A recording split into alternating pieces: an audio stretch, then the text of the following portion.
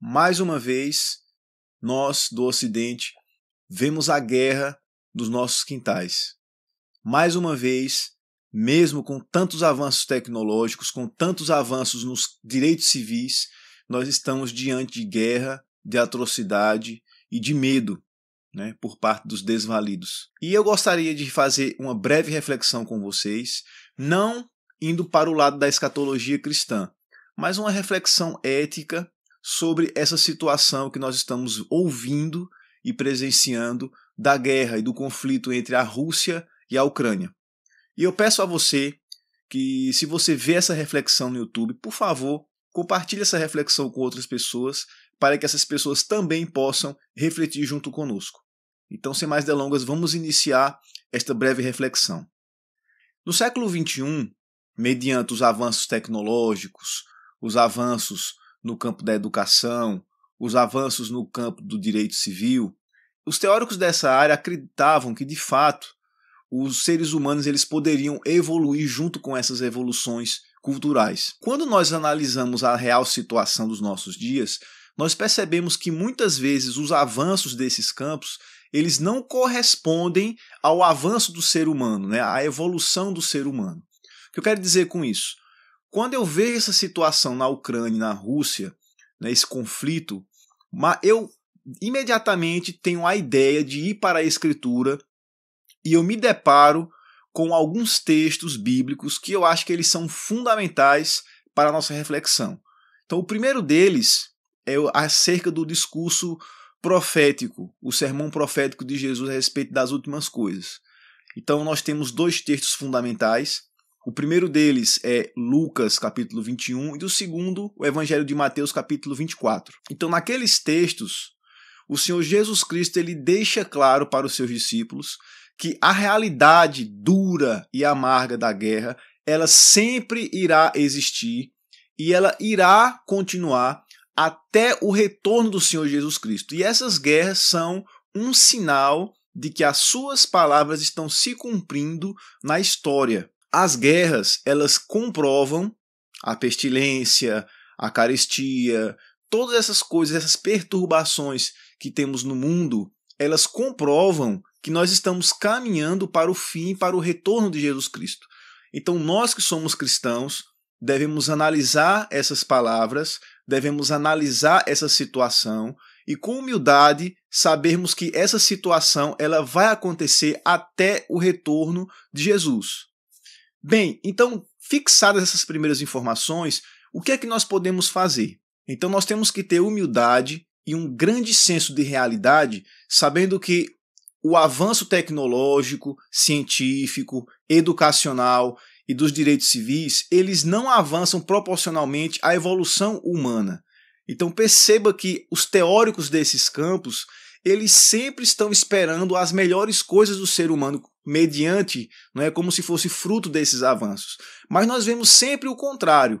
Ou seja, quanto mais o ser humano avança nesses campos, mais o ser humano continua degradado e carente de evolução pessoal.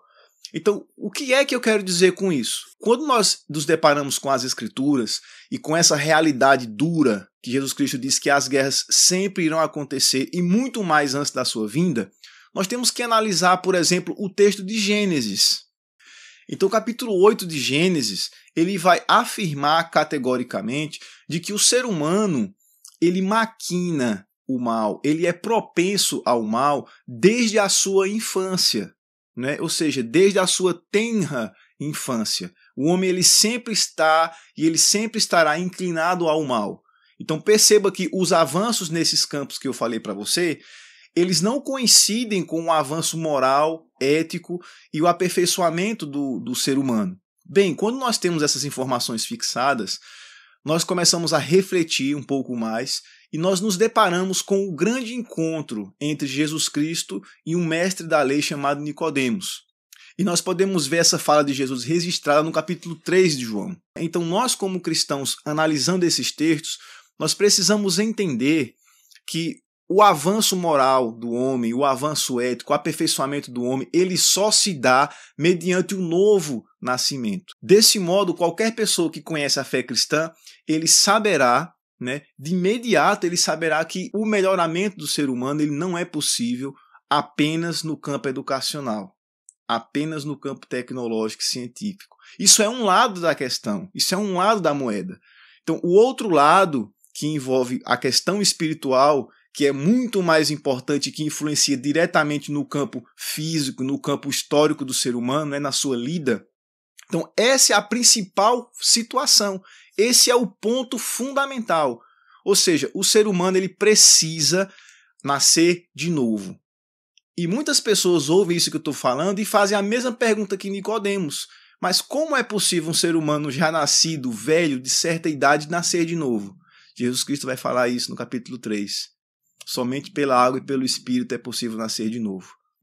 Porque essa natureza caída do homem é ela que produz esses males, o mal social, o mal moral e tudo isso que nós estamos vendo na nossa sociedade. O aperfeiçoamento do ser humano, a real humanidade do ser humano não se dá pela educação, mas se dá pelo novo nascimento, pela submissão ao senhorio de Jesus Cristo e por essa transformação do ser humano numa nova criatura.